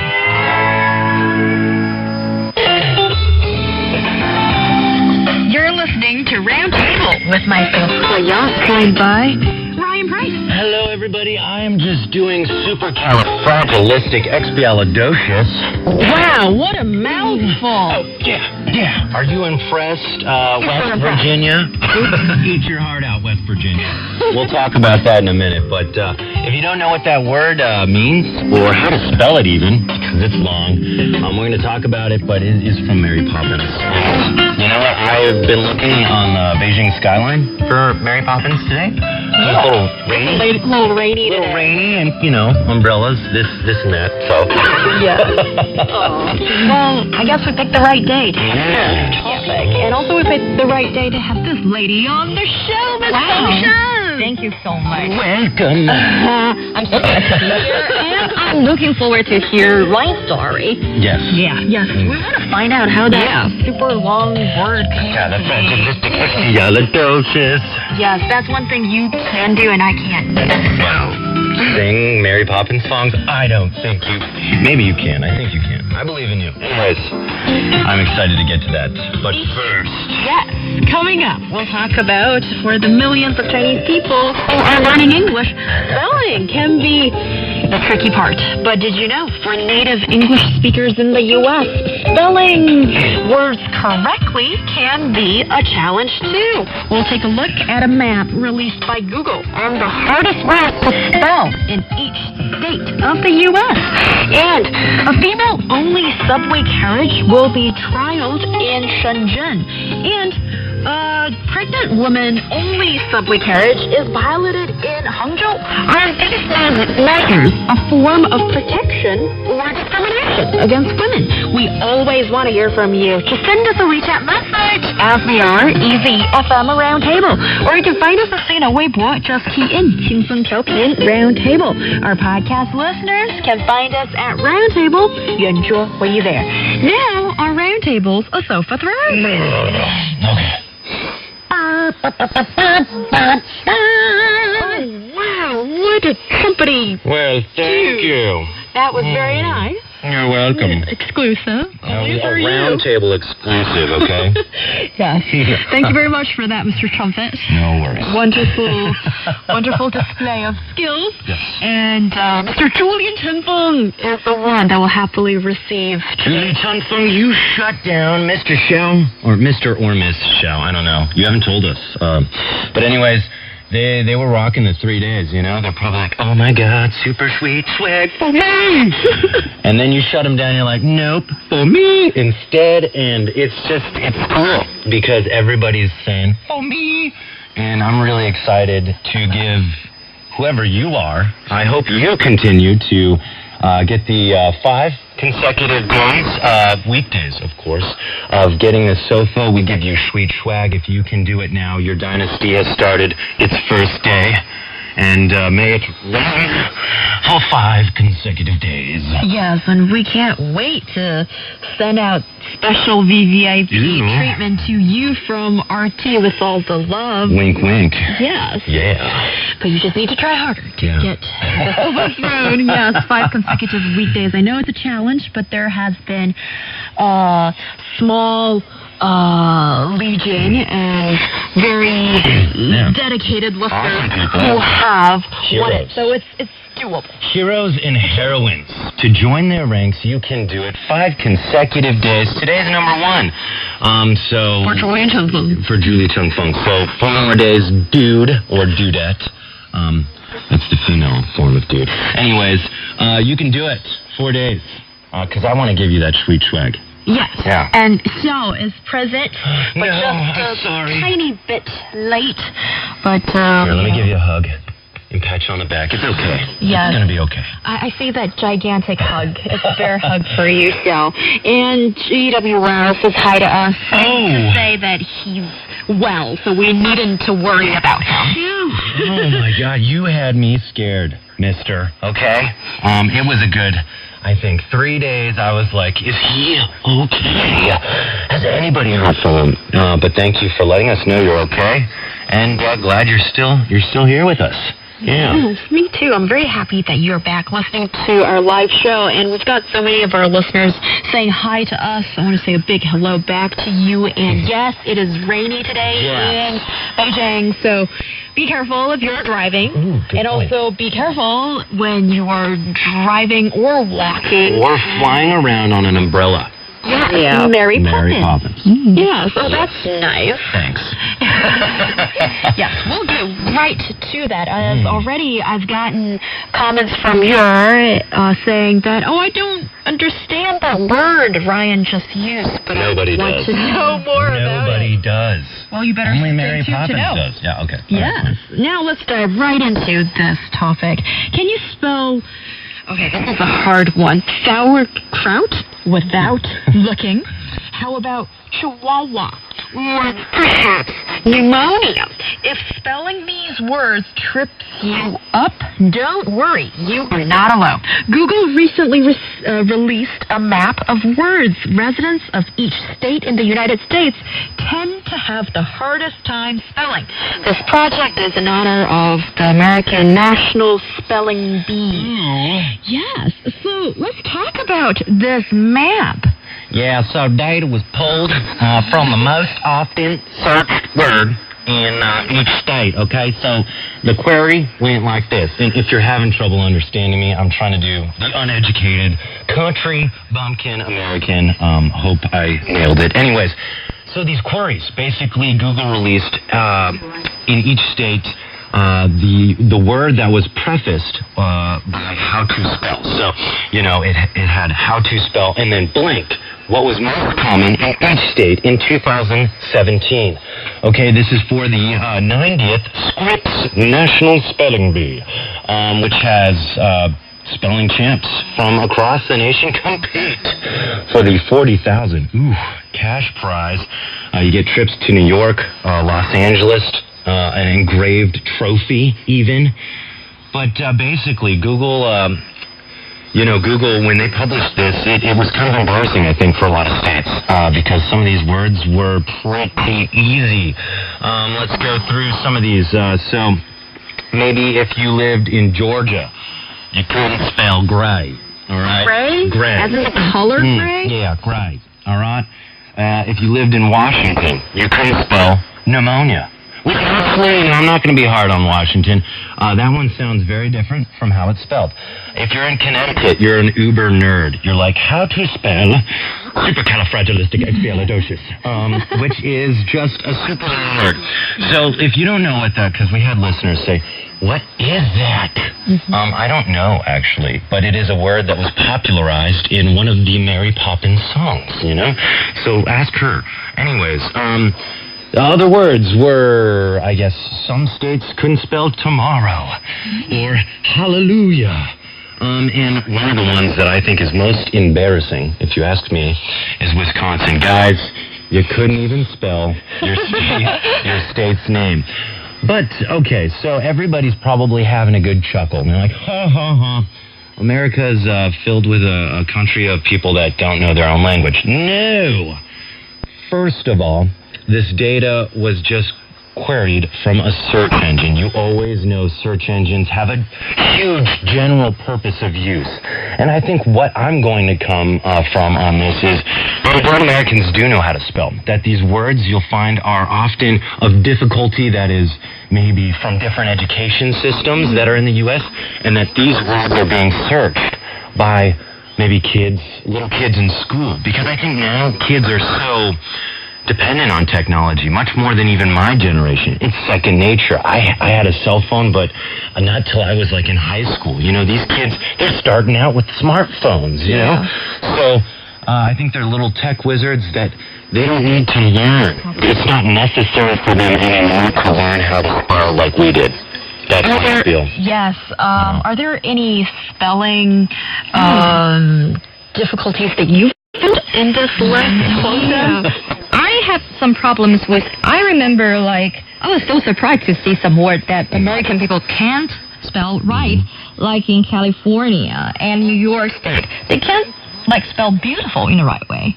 That's still my surprise. Right. Well, I think, from the American education system, or at least how I was learned, more often than not, you can get really close to spelling that word if you just sound it out. But also, depending on what state you're in, the sound or how it's said is different, right? Mm-hmm. But let's take liar, okay? So liar, Rhode Island has spelling liar. But like I said, I think these are kids in Rhode Island. And they're probably like, well, I know how to spell lie. L-I-E, right? Yeah. But then all of a sudden you add the R and you change the word from an E to an A. So it's L-I-A-R. These kind of changes. Also, let's say tomorrow. I think little kids in Colorado, they maybe just learned that when a consonant is sandwiched by two vowels, many times you double the consonant, right? So the R in tomorrow, and Arizona also has this same problem, the R is doubled, right? But the M isn't. Why is the R doubled and the M isn't? Why did they do that with that word? English, sometimes I think there's no literal rhyme or reason to how things are spelled. It's just a game of memorizing. And nowadays, kids, they don't need to memorize as much because they're probably going to school with smartphones. And I would say that any adult, at least from a generation like mine, we had to learn how to spell because we didn't have this kind of technology mobile with us every day, everywhere we go. So we weren't necessarily always relying on it. We had to know how to spell it because we didn't have cell phones. Now these kids do. So it's a tale as old as time. Maybe in previous generations, before calculators got fancy, people could do their times tables in double digits, right? But now I think most people, especially in our generation, they have trouble doing any kind of multiplication table over double digits, right? Same with dividing. Also, I can tell you my handwriting is atrocious, okay? But that's because maybe in middle school, even sooner, computers started to become second nature in our education, elementary school. So teachers knew the future was not handwriting, but a standardized print that was only given by computers, and even typewriters were the precursor to this. So I think you'll notice these kind of problems. It's just not necessary to memorize these words. Well, that was quite a speech, and I think you explained it quite well. Well, thank you. You're welcome. So don't ask me how to spell. Blame it on technology. Technology made our spelling ability diminish and also made us... well, I don't know. Is it the same with Chinese? I think that's... To some extent, maybe it is true. And also, just to get back to the map for 1 second, Ryan, I think the part that I would agree with you is that maybe this is kids typing in the question this is according to one search that started with how to spell and then the word. So actually, it's unconsciously putting in that search. I think if it was a different kind of... Yeah, but look at the variety of words. You have tomorrow and then you have chihuahua. Why is South Carolina having problems spelling a word that's very unnecessary? You got to look at the signs here. It's Google. It's Google, and it's being queried tons of times. And I think these kids, if they had maybe while they're in class, of course they're going to have their phones, right? So I think maybe the people that are asking Google how to spell are the ones that aren't right in front of a computer like the rest of us, that are maybe trying to type in these weird words during a test or something like that. So I think this doesn't necessarily come close. I mean, like, okay, so Hawaii, right? According to you, then, Hawaii doesn't know how to spell people. I think it's really hard to get through your day in, day out life in being a literate human being and not know how to spell people. Yeah, so I would say this is definitely more often than not, young little kids, especially supercalifragilisticexpialidocious. Why are adults looking up how to spell that? It's not a word of utility. That's a good point, but also Google has, data of a wide range of all different kinds of ages and people, I would imagine, but we don't have the detailed breakdown to that. So I think, actually, Ryan, you asked me about the China situation, yes. And I think that is actually, if this can be applied across board, then I would not be surprised that adults are writing or spelling worse than kids or students. Because when you are an adult, you don't need to pass tests that ask you to do dictation, to ask you to spell the words correctly in English or write the characters correctly in Chinese. And then, yes, you use technology as your crutch and you use it to write, and you don't even need to, there's auto correction that you don't even need to check. So when you don't need to pass tests and you don't have that kind of pressure, then yes, I rely on technology. But when you were in school, you probably had to make the effort to remember how to write. Well, when we were in school. But I think this new generation, we're seeing they're savvy with technology like we maybe never were at that age. I think for me, I face the same situation, because when I was in high school, primary school, I relied heavily on handwriting. We need to take the test and write articles in handwritings. But now we do all the job by computer. And if we want to send messages, we use mobile phone. They all have the check system and function. So you don't need to make sure every character you write is right or not. They can help you to do that. Yeah, and I think we could also even say, adults really forget as well. I mean, if they focused on it, then they could really probably spell it. But I don't think in your day out, when you're actually day in, day out work as an American maybe, when you're typing, you always want to use spell check. There's not a time probably where any American isn't having spell check be a part of when they type a document, right?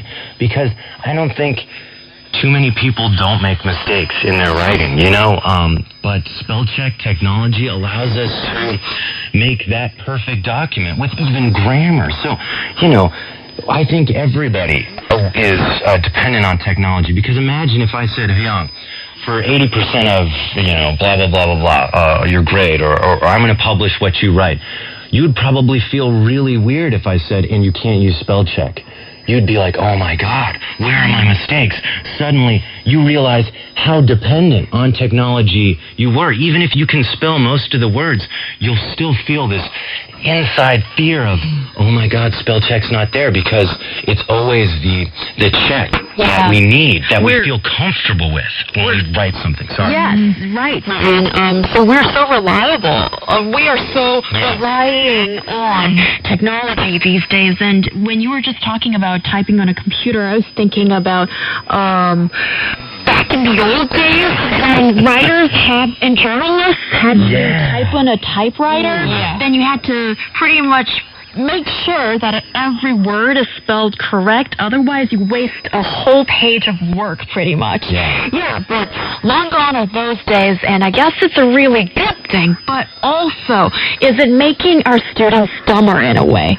As it is, I think this is not one problem that one country faces. I think it is all the world. Yes, when you have technology that's readily available, and now we can't even spell spell our own language, can't even write in our own language correctly? I think it's building a foundation, but we don't need to memorize maybe information. That's why we have technology, to make sure we can start memorizing other stuff. It allows us to say, okay, we don't need to worry about this stuff anymore, because now we've created a system or a kind of technology, so this doesn't have to be what we spend our brain cells memorizing and doing. I think we're trying to make the arbitrary stuff in our day in, day out life go away, so that we can actually focus on other things. Because maybe there's a different side to this story. If we were so focused and we didn't have all the free time that is actually given to you by things like calculators and computers and mobiles and spelling checks, we would realize that a lot of things would take a lot more time. Maybe we wouldn't get as much done. These kind of things. Yes, that's well said, but also maybe that's, unfortunately, to some extent... 2 years to write a paper. Wishful thinking. Because look at supposedly all the extra hand that we are we're equipped with, but have we honestly done something more to learn? Maybe not. How is the extra work of going in a library and having to find and go through a whole book to find that little piece of information, an encyclopedia that's useful for your paper, and doing that for 20 sources to write your thesis? I mean, if you think that's necessary for you, I'm sure you can do that. Libraries are still there, but I don't think even though you might say there's some utility in doing this kind of hard handwork, this walking around more, I think... yeah, it's nice to have technology, to be able to be in our home, not be in a library, and be able to write our paper from there and see these sources. Well, Huangshan, do you think it's still necessary to be able to spell in English and write our Chinese characters correctly? It's really important. And I think the more important thing is we should notice that the importance of spelling things in right form. Yeah, that's the most important thing. Well, then I expect both of you to turn your spell checks off. Push the boundary. That is hard. That's but pretty hard. But I think that's something we should not give up on, because I think it is really quite a devastating state if all human beings one day can't really write in our own language. We've got so many messages coming in. Let's read out a few. You are saying the situation in China is rather different, I feel. My sister in grade 7 has to write and learn all these new characters almost every day. She could write so many Chinese characters that I find it not only difficult to write, but also sometimes even to recognize. And I know you are an adult. And also, we have Han saying that it's funny that Google conducted this research. Sometimes I know I've got the wrong spelling, but I don't care. I just carry on because I know Microsoft Word will help me correct it. Yes. And there is Zheng Chaoqun saying that today smartphones and Microsoft have the auto correction for us, and yes, we have a chance to spell in the right way. I guess what we're trying to say is, thank you, Microsoft.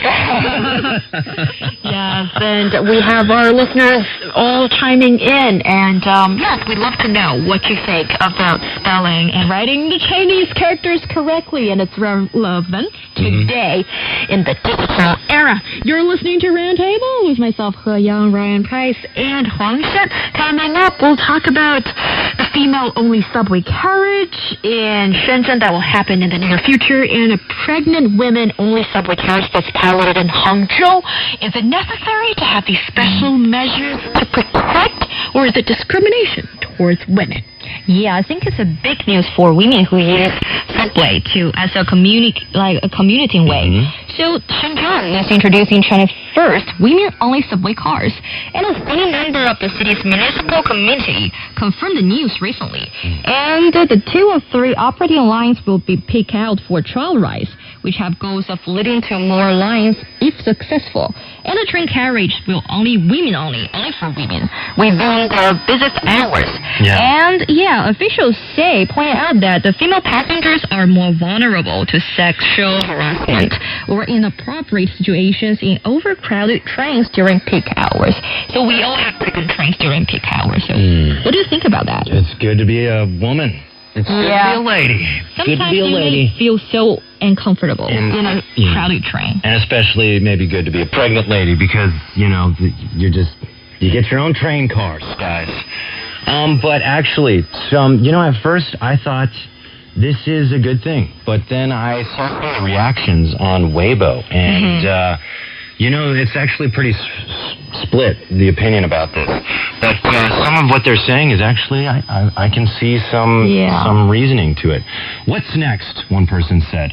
Should we tell women not to leave their house in order to protect their safety? Segregating women from men is not a way to solve the problem of sexual harassment. And actually, netizens, I'll say it, my hat is off to you. You're right, because, there's other initiatives like Hangzhou is also saying, women, you get your own parking spaces. It's got a picture of a woman in a certain county, as I understand, or a certain area of Hangzhou, and the space is wider. Also, express lanes in certain airports. I think, though you think this is helping women, at the same time, mentally, you're telling women they need help. You are not the same as a guy. You need to have special care taken of you. And this could have reactions on how they value themselves, how they see themselves as equal. I think that's where we'll see maybe some of these psychological issues coming from these initiatives, where women necessarily don't see themselves as equal because of what you're doing. Yeah, I think this is maybe got a psychological effect on people, but also I think it's more of a social message that's sent out that isn't the one that I would endorse. Right. With especially the female parking space kind of. The social message that comes out of that is insulting to me, a female driver who's worked very hard to pass all my tests, and I can park perfectly fine, even better than some men. And then I feel, why did I work so hard if I had special treatment? So what do you think about that? I think this, a public opinion, can apply to so many situations in a society. Like whenever you place a special area, special room for a certain group of people, people will ask, is it privilege or is discrimination? Yeah, I mean, okay, I like what this person said, though, about sexual harassment, and this isn't the way to solve it. By separating people, in any way, shape, or form. To solve a problem by separating people, that kind of mentality could go to some weird places, right? But rather, I've noticed in the subways here in Beijing, there are guys now, security guys, I believe, on the trains. And, I feel safe, Yeah. Because sometimes... It's pretty safe in China, I think. Yeah, but especially in the Beijing metro, these security guards, I think if you say, hey, guys... keep in mind for any guys giving unwanted attention or touching to the female passengers. Make sure that doesn't happen. That's now part of what you have to protect against. Yes, so basically catch them. Catch them. Catch them in the act. Yes, when sexual harassment happens. And also, I think for the pregnant ladies, yes, maybe they need a little bit more protection as when a pregnant lady is in the busy subway. Yes, sometimes having a seat would be so much nicer, and I think that is a special treatment that most of us would be happy to get from. Yes, you're listening to Roundtable, and that brings us to the end of today's show. Thank you so much for your company. Bye-bye, everybody.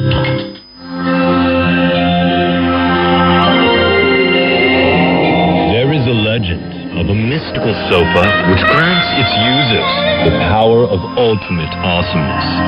Over the years, many have tried to grab and keep this epic throne, but their efforts only reaped temporary rewards.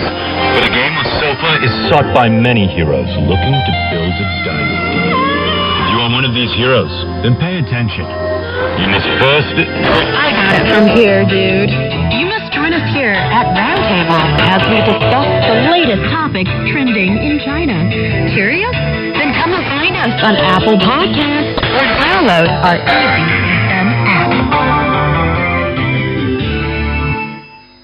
What matters to China increasingly matters to the world. Keep up to date with the latest news and events about the Middle Kingdom at the China Plus app. Up-to-the-minute reports, live streaming audio, insightful opinion on everything China-related, facts, figures, language learning resources at your fingertips. Everything in focus, all in one place. Search for China Plus in the App Store or Google Play. You are listening to newsplusradio.cn. News about China, listen to our entertaining programs, and find out more about Chinese culture. Check out our official website. Our website address is newsplusradio.cn. CRI, your bridge to China and the world.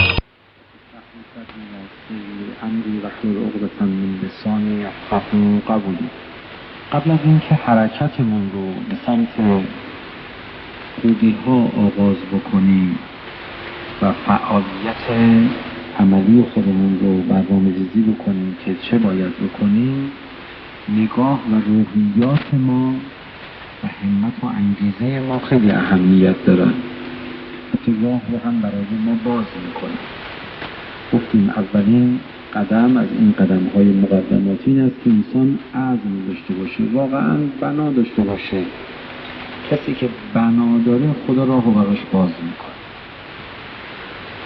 کسی که بنا نداره یا باری به هر جهت میخواد پیش بره، خب طبیعتاً شایستگی روحی نداره که به توفیقات برسه. شایستگی روحی رو با همین بنا داشتن یا بنا نداشتن انسان میتونه برای خودش فراهم کنه. بعد مسئله نیت هست که ما حالا بنا داریم انشاءالله برای بچه‌های خوبی بشیم، بنده های خوبی بشیم برای خدا. به چه نیتی؟ فقط به این نیت که خدا رو راضی کنیم و خداوند متعال اصلا راضی نمیشن. حتی این رو نهایت بی‌ادبی بنده خودشون میدونن که کسی نیت دیگری رو کنار نیت قربت الله قرار بده، در حالی که دوستان من همه ما توجه داریم ما هم